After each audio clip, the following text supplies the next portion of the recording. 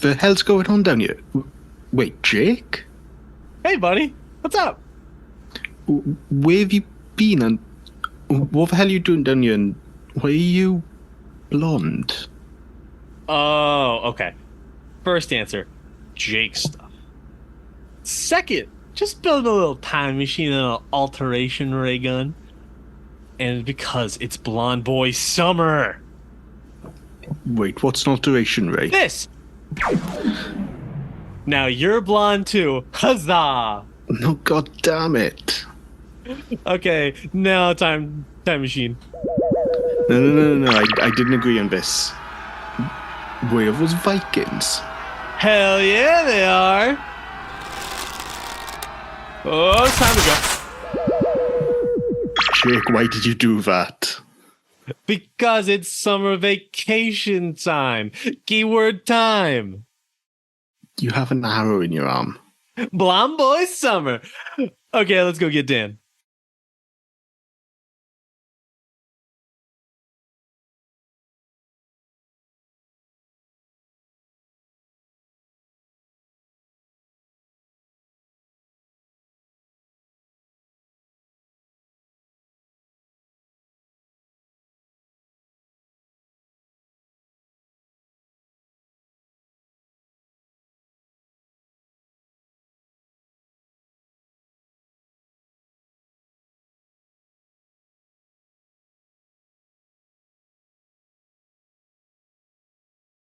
Welcome to Gate Crashers, a podcast dedicated to kicking open the door to your next favorite thing. Our mission, our creed, our code is this: to make all things more approachable and accessible to everyone. We want you to find a universe you fall in love with. I'm Jake, and I use he, him pronouns, baby. And I'm Ethan, and I use he, him pronouns. Oh, Ethan, it's been a long time since I've been on the podcast. It has. I think it's been a long time for me, actually. Oh, no, the boys. Good old the boys. The boys. Ethan, how are you doing this Blonde Boy Summer? Warm. Very warm. Yeah, you guys are in what, a heat wave? Yeah, it's not nice. It's really what, 80 not degrees nice. Fahrenheit? Something like that, yeah. Which might be low. It's part of America, but in Wales, oh god, it's warm. Yeah, it's 84 degrees today in where I'm living. Which, not nice. No, it wasn't that bad. Oh, my next Thursday is going to be 90. Jesus. All right, Ethan, what are we talking about today? What did I make you watch? What did I make you watch for this Anime August Blonde Boy Summer Edition? You forced me. You made me watch Vinland Saga. And, give me a little elevator pitch for it. So it's about this kid. He's called Thorfinn. He's a little blonde guy. Blonde Boy Summer. And his father, he was a Viking. And then when his father gets called back to war, he sneaks with him, but his father gets killed by a dashing Welsh prince. We don't know he's a Welsh prince yet, though, so... but yeah, and then he swears revenge on the Welsh prince. Why? I don't know. He's Welsh, he's great. Everyone loves him. You know, it has nothing to do with the fact that he was hired to orchestrate the death of his father or anything like that. Innocent. Yep, innocent. Mm-hmm. Good old Askeladd. Yeah. All right. So a little history on Vinland Saga. It was created by Makoto Yukimura in 2005. It was inspired by the story of the King of Norway, Olaf Tryggvason. Originally, the story was going to center on slavery until editorial pushback changed the series to Vikings. Prior to this, Yukimura created the series Planetes? Yeah, it's something about wanderers. I think it's a space thing. The series is a seinen, which is about the demographics, which is the target audience of men over the age of 18. So it features more mature themed imagery. Boy, does it. Also, there's the Danish and Norse Vikings invaded England and stuff. Leif Erikson found America at some point or something. Yeah. Ethan, what are some of the themes? So yeah, probably the big ones are trauma and how we overcome it. Is there a way of finding peace in the middle of war? Yeah, there's like, it's all about trauma, baby. And how revenge is not the answer, and how you should have no enemies. So, who may like this?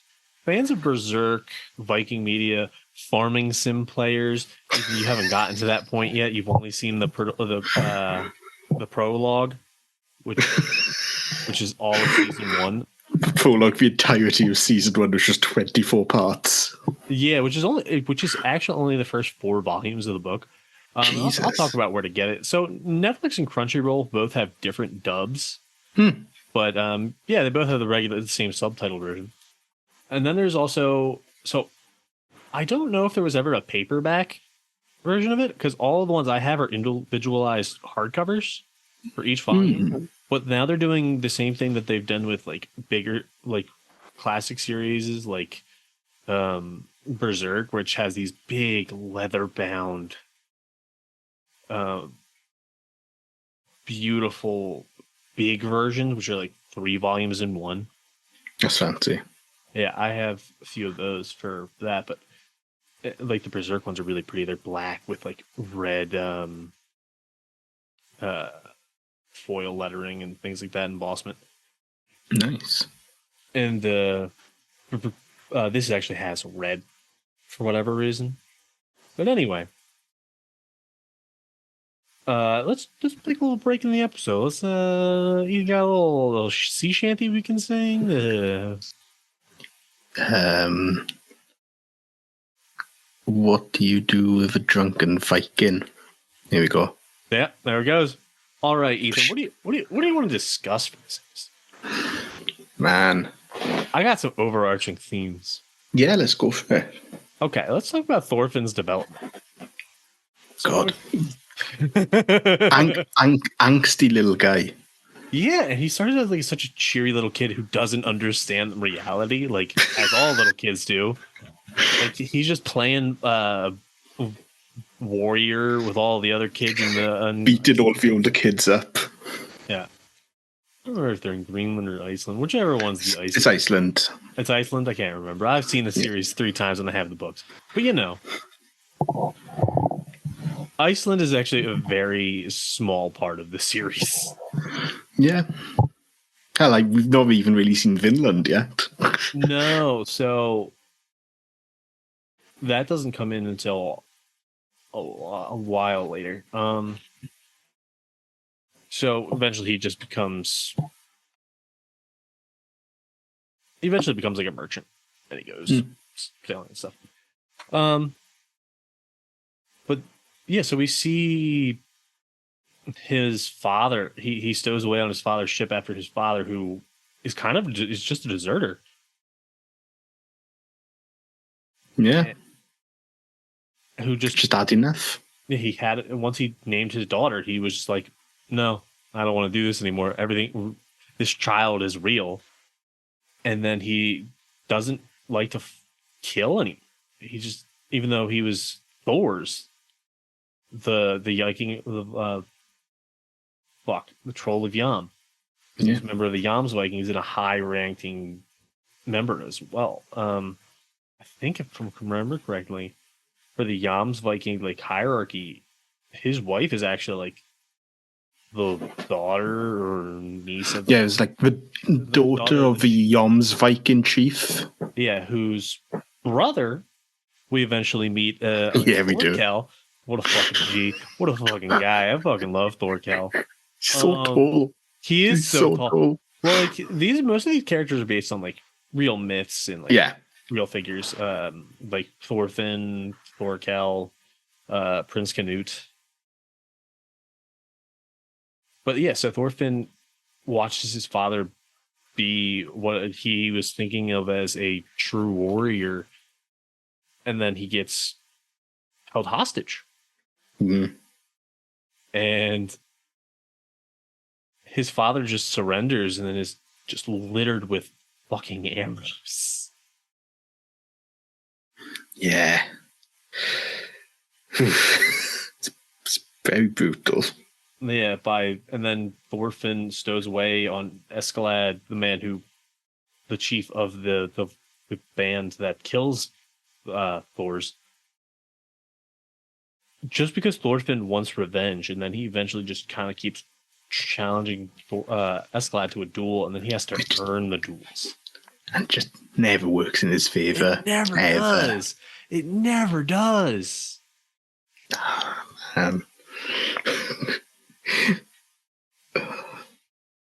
It's just really good. Like, I know obviously we just outside of the podcast have talked about this, but I've never really watched anime ever. But like this is just fucking fantastic, quite frankly. Yeah, I don't think I could get you to like a shonen. I don't think Probably that's your not. speed. No. There are some really good ones, but like this one has the type of themes I think you're more used to. Mm-hmm. I think they're more universal. Yeah, and the like actual connection to history and well, Wales. Yeah. How did you feel when because I was pitching this to you before we decided to watch it for the podcast. Yeah. How did you feel to know that Wales was not only just like mentioned, but like an actual place and an important aspect of it? It's an actual important aspect of the series. It's also geologically accurate.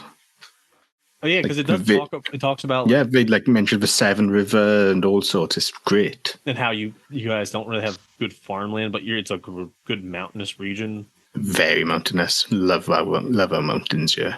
Yeah.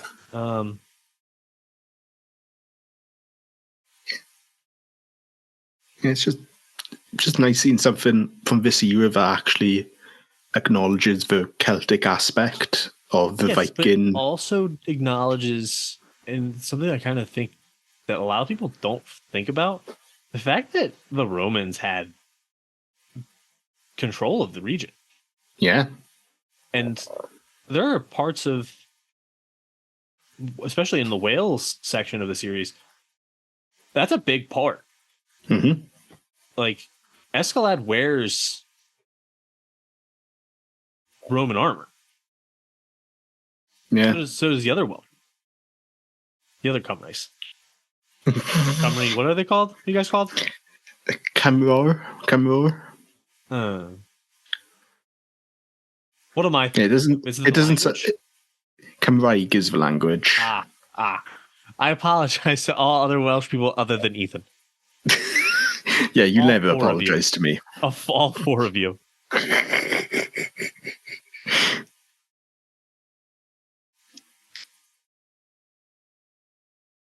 But yeah, let's talk about the Welsh elephant in the room. Let's talk about Askeladd. God, what G. Yeah, never did a thing wrong. Never did a thing wrong. Just a master strategist who exactly torments a teenage boy who he kind of lets just become one of his best warriors and just keep challenging him. But he knows how to push his buttons so he doesn't lose his duels. Even though I think it's pretty obvious that Thorfinn, after like not even that long into the series, is a better combatant. Yeah, but halfway through, it's like, oh yeah, he could beat him, but Askeladd is just too smart. Oh yeah, because he just knows. I mean, Thorfinn's a 16-year-old boy. Mm-hmm. I mean, he's just full of angst and revenge. Like, he wants to kill Askeladd for what he did to his father. Yeah.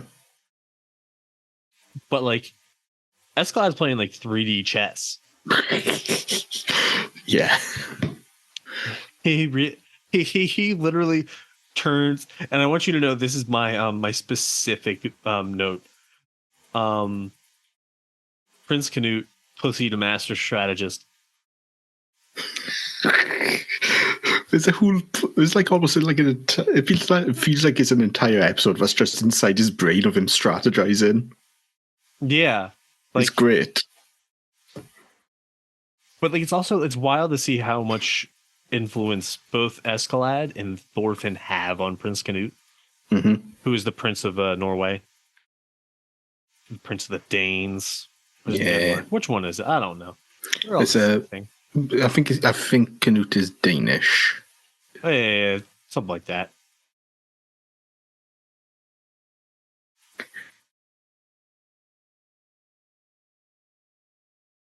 Yeah, because in the long run, he's important into season 2.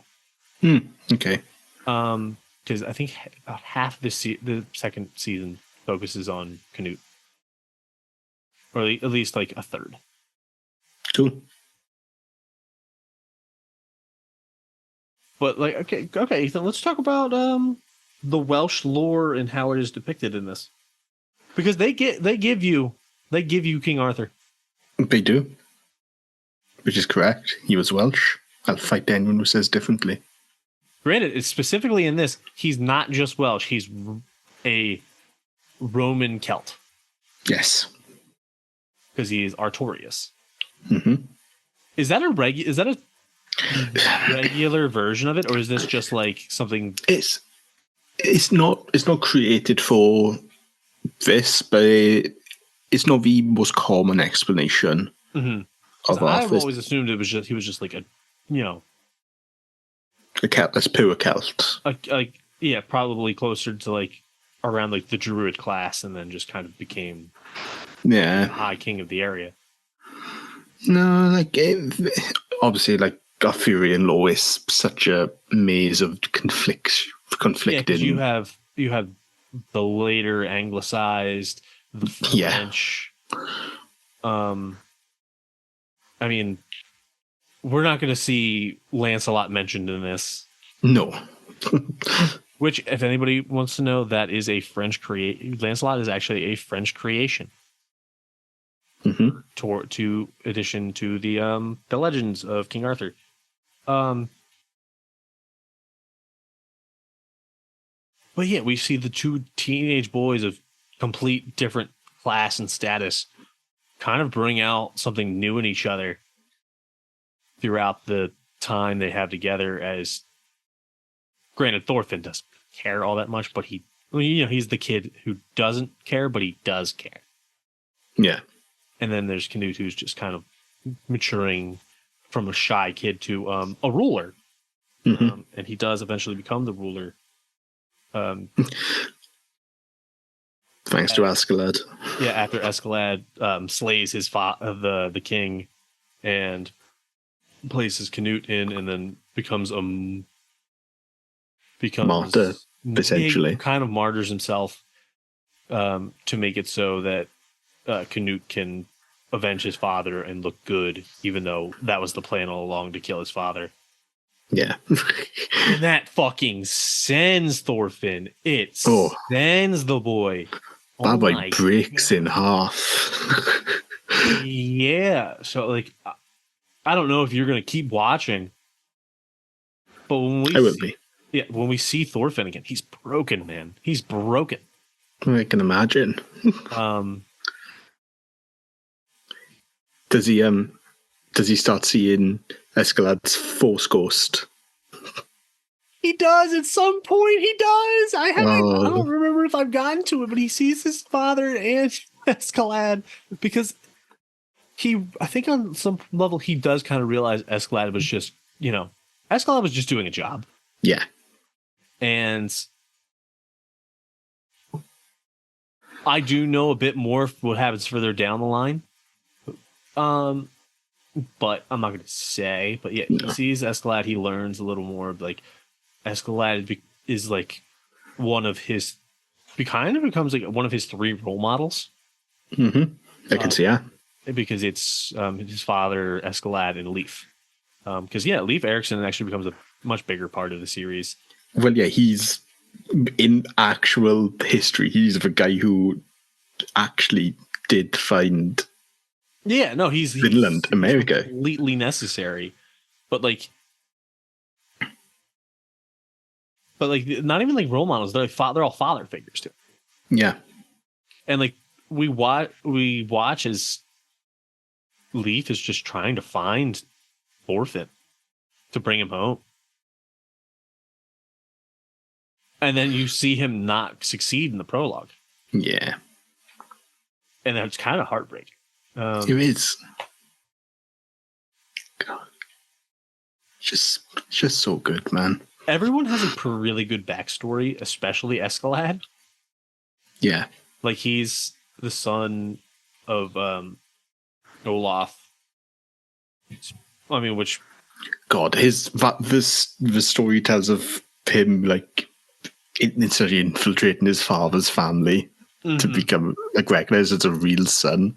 Oh God.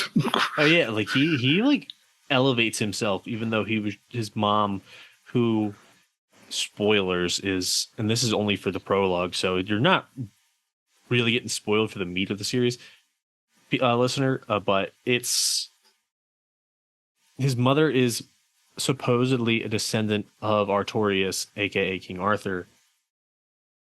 So he's like, I don't think I don't think he ever is really addressed as a king in the series. No. But yeah, like Artorias, the great Roman general who, what was he said to say? Like united Wales. Yeah, essentially. Yeah, he's for any history nerds, he's or anime fans, he's the Oda Nobunaga of Wales, or if you like Irish history, like I have become he is like Brian Boru. Which that's a little more close to this time period. Like that's pretty much what's going on. That's around the time that happens in Ireland. Granted, I don't think they ever go to Ireland, even though they say they're going to. Yeah, they don't. They say they're going to Ireland because like Dublin would have been a perfect spot. Mm. Did they go to Dublin? I can't remember. I don't think they do in this first season. No, then they never do. It is just kind of fascinating to watch how much humanity is in this series. Yeah. Because you watch the struggles of Thorfinn juxtaposed to everyone around him who loves fucking killing. Like everyone, literally, Askeladd's right-hand man is a berserker. Yeah, boy is he. And then there's also Thorkel the giant, who is technically a member of the Jans Vikings. Yeah. But he decided, because he wanted to fight the Jans Vikings, sided with the English against the Danes. Dude just wants to have a good fight. He wants to fight, and then he meets his great nephew, Thorfinn, who takes his fingers off, and then his eye. God. And he's like, yep, no, the only way I'm having a good fight is if it's with somebody of my bloodline who fights like my family. And he gets that fight. Yeah, he does. He breaks Thorfinn's arm. He gets his fight. Oh, man. I also just like how the character design is very good. Yeah, everyone's distinctive. They are, even though they're very plain. Like, yeah, they're distinctive, but of a piece with each other. Like you see their cultural things, like the Welsh. Yeah. Like there's the for the Welshman people, there's the Roman Welsh, and then there's the Celtic Welsh. And then there's the Danes, who look completely different. All the Norse look different. But no one stands out more than anybody else. No. Like Thorfinn, just for the first season, he just wears like a tan leathers and fur. He looks cool. Yeah. and distinct, but he's not. Because a lot of the time you'll see like an anime protagonist, and then you'll see everybody else, and then nobody stands out. The anime protagonist stands out above everybody else, and that's actually worse in like JRPG video games. Because they're like set in the regular world, and there's everyone like, oh, there's a guy in a suit, and there's a woman in a dress, and then there's a kid in a little cape and cloak with a big old sword on his back. Kind of like what you played Final Fantasy. I played Final Fantasy VII specifically. Oh yeah, so like everybody kind of looks normal except for like named characters. Yeah. And then they're over the fucking top. Mm-hmm.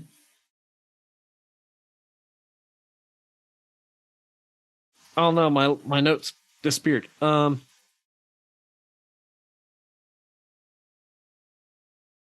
was your favorite character outside of Askeladd? God damn you.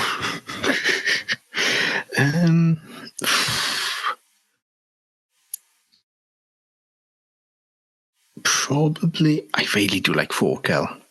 Thorkel is pretty great. He's like, hey, Thorfinn! Yeah, he just wants a fight. Just let him have a fight, man. He wants a fight, and then there's Thorfinn, who doesn't want to fight. He's kind of taken up his father's mentality of, I have no enemies, I don't really need to fight.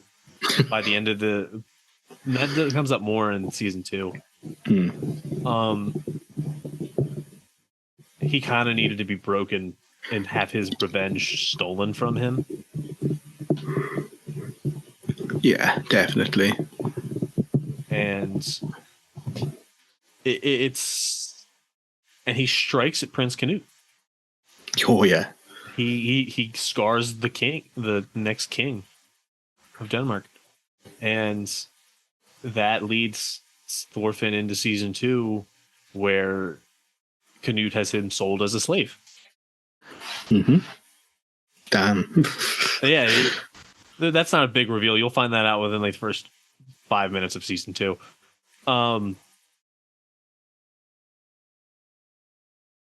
Then that's where like the series really begins, because the prologue is very action heavy, like very action heavy. Yeah. There's action here and there for the rest of the series, but it's not a main aspect, and I think that's a good thing. It kind of like, so Ethan, it does a little something different than other things. So in like shonen anime, there's concept of a Dragon Ball opening where it starts out very comedic, and then as things start to happen, it pulls back the comedy and it's just pretty dramatic and actiony. It kind of does that, but it also it just kind of leads in with the action first and then pulls back on that. Yeah. Because the series is all about finding peace and overcoming that trauma, and then I'm not the only person who has tried to get Dan to watch this. His other younger brother, Jackson, has tried, and he'll just send him messages saying, "I have no enemies," and that's like the best part about it. Like, it's very much like, yeah, war's cool and all.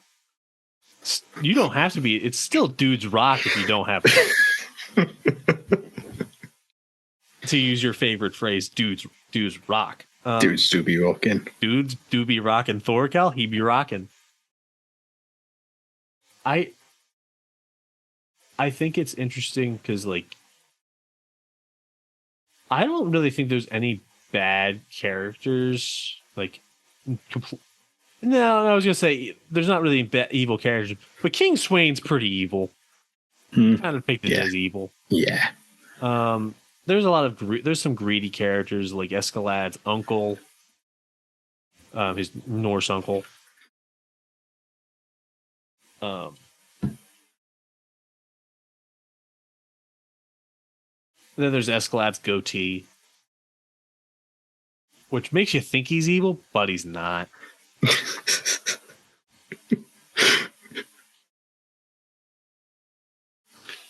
And I think the interesting thing about this, and I keep on saying that, but one of the more interesting things about this is, so the anime started in 2019. It's the series began in 2005.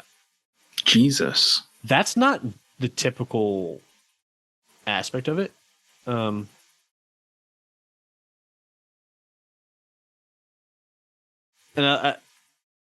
okay, so yeah, it's.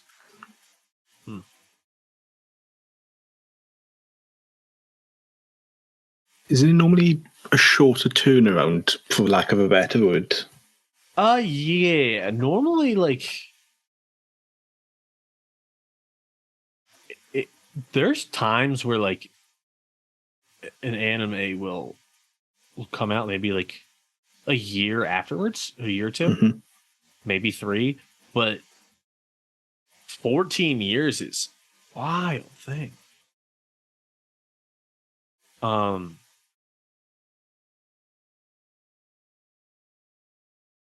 Oh, okay. So the hardcover editions that I have are actually 2-in-1s, which are they're really pretty. So there's only 28 volumes of it, which is also pretty short. Okay. Let me explain this, Ethan. Naruto started in 1999. When it ended in 2017, it had 71 volumes. Jesus.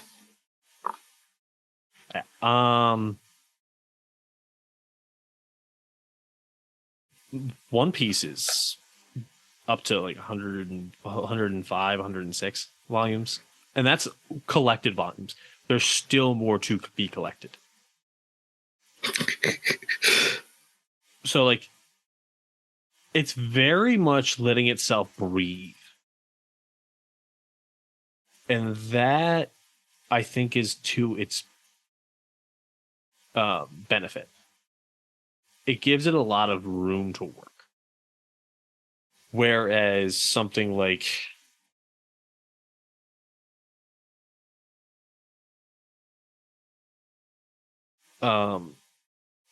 Spy Family, which has 11 volumes already, even though it started in 2018. Okay, yeah.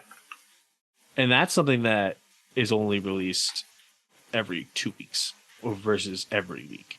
I think this one was actually more closely to a monthly release date. I have to look. Yes. So it started off in a weekly shonen magazine as like a shonen, which is targeted to boys under 18. And then it became a monthly. So, yeah, it wasn't releasing all that quickly, but it took so long to get animated. And it's animated by the first season, this season, what we watched was done by Wit Studios. And then the second was done by Mappa, who let me explain to you, Ethan. You're about to see some straight gas of animation. Okay. Like, this is an animation studio that's reputation is so good for well done shit that they're also really well known for having poor conditions for their workers. Like, Mappa had, if I remember correctly, they had like a big problem during their biggest release yet of Jujutsu Kaisen season 2. God.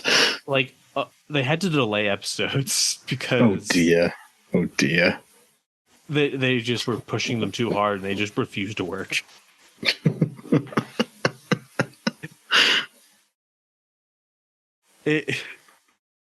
So yeah, you're gonna see some straight gas.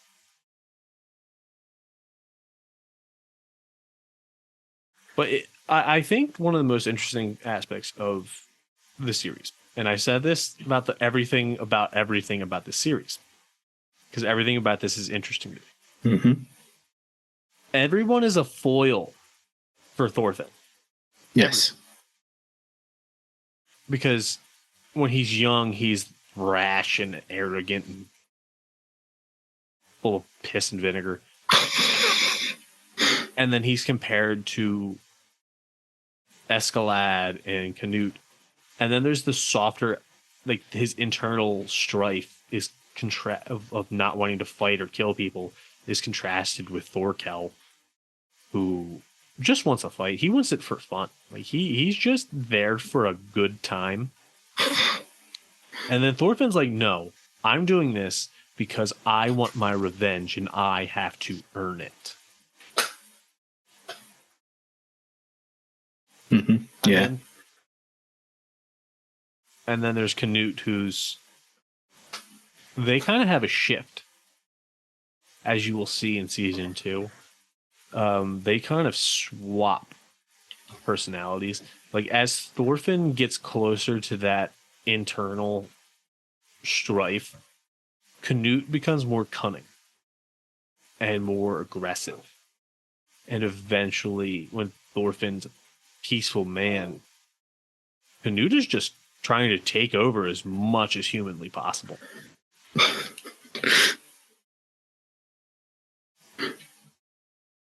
There's going to be a point in season 2 where I'm half expecting you to say, "Wait, that's how that happens?" You're going to go, "What?" Okay. And I can't wait for you to get to it. But I think we've already seen at this point you've already seen trauma. The trauma that Thorfinn feels internally. And that is depicted completely through his night terrors. Because and he had one night terror where it started off as a nice dream where he's talking to his family, and then a battle just breaks out, if you remember that. Yeah. And I'm dominating this whole conversation. It's wild. I haven't been on the podcast, so I just needed to talk. Just needed to talk about this. I fucking love this series. But like, it gets so much better after it becomes about farming. I don't know how it does it. But it does.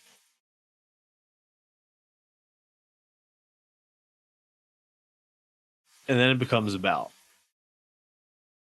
life. And there's so much shit you're going to see in the series. I can't wait for you to watch the rest of it. And then you'll be on TikTok, and then the algorithm will... Hold on. Jake, I've not been on TikTok in like a year. I finally weaned myself off You it. kicked the habit. I did. The habit. I did. I don't go on too often anymore. I still get like 11 messages from Dan a day. I'm the only times I look at TikTok now is when I'm sent them on Twitter. Yeah. TikTok's a hole that you get sucked into. It also will give you as many spoilers about this series as humanly possible. Like, I know things about chapters that I don't even have the books for yet. God. I only have the books that contain up to the end of season 2, I think. Which I think I have the first 7 or 8. So I think each season's kind of contained in the first 4 big volumes. Mm-hmm. It's just a good series, and then it's got the fucking banger openings.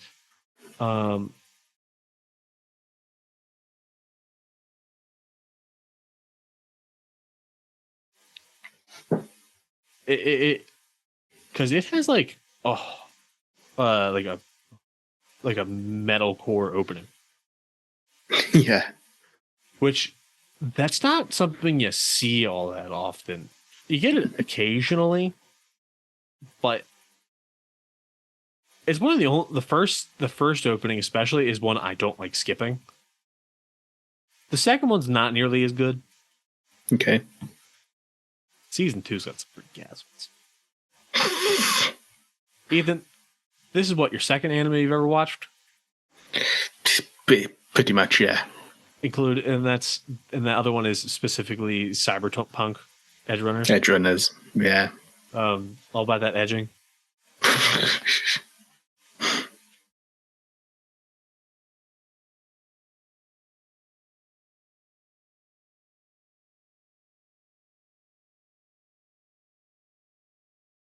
What do you think was the best part of the series so far for you? Excuse me. God, I died. Hold on.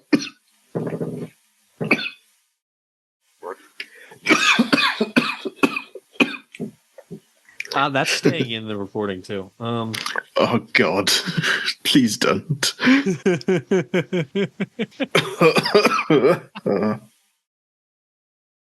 This, folks, is what happens when you don't take as many notes for an episode.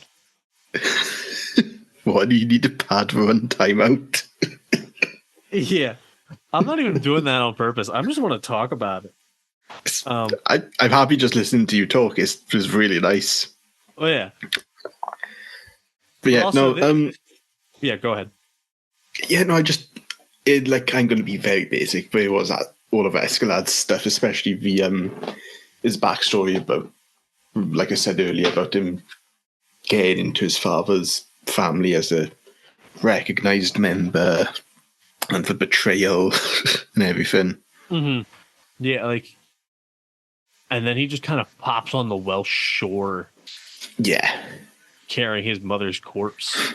God. And I like how he refers to himself. Because he's kind of two separate people. Like, there's the Viking facing side, and then there's his Welsh facing side.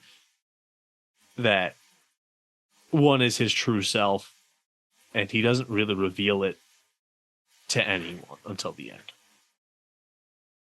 Because we don't really learn, even when he's going through his backstory the first time, you don't really hear that his Askeladd's just a pseudonym he took on. Yeah. Because his name's actually Artorius.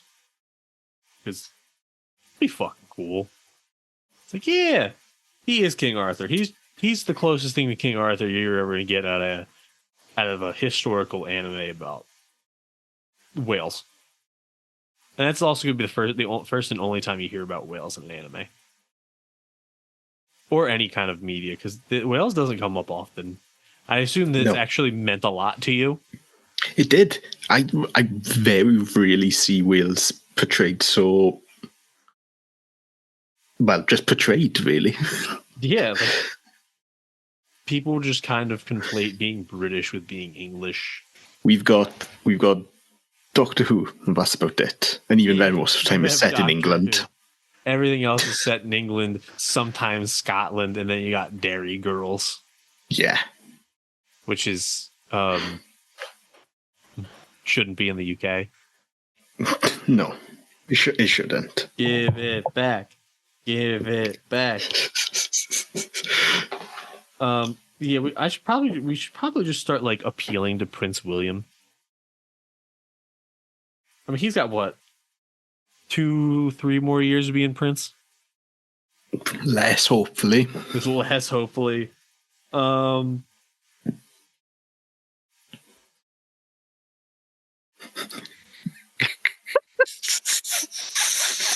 Just casually wish for a monarch to die. Yeah. Well, Ethan, you have to remember, I've already said that you're in the Hunter x Hunter episode. You're a royal hunter, and you want to commit regicide. Well, me? No, never. So, Ethan, as a person who loves regicide, how did you feel about that last bit with Askeladd? God, it hurt, man. He's the Prince of the Britons. Well, he also kills him. He kills another king. He does. So that was nice. Granted, he just kind of lets himself die so the Canute gets picked over his brother. Yeah. But it saves Wales. He saves Wales. He does. That's all that matters in the end. Granted, they don't save the other kind of whales. No. That Wales is, I think, forever lost. And that makes me sad. Yeah. Oh, you're talking about the place, huh? I'm talking about the animal. Right. Okay. Doesn't Thorfinn's sister actually help kill a whale? Yes. That's what happened to the real Welsh people.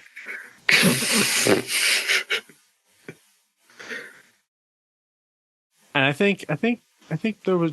You remember that last knife twist? Twist of the knife. Yeah. Yeah, I do. Back when your princess died.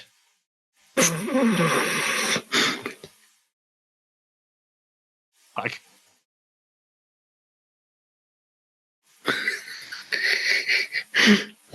Oh, I always God. wanted to know, why did Princess Diana have an eagle's leather jacket? Don't get me wrong. I love the Eagles. Hold on, I gotta Google this.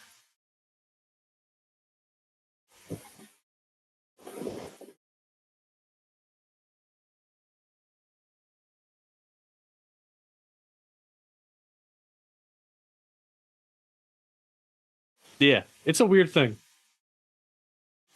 Dear listener, everybody needs to know that Princess Diana had a Philadelphia Eagles Letterman jacket.